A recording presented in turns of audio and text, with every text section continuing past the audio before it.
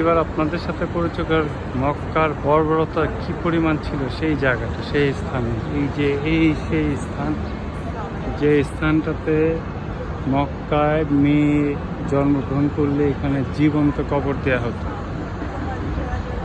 এই জায়গাটার মধ্যে জীবন্ত কবর দেওয়া হতো আর কি।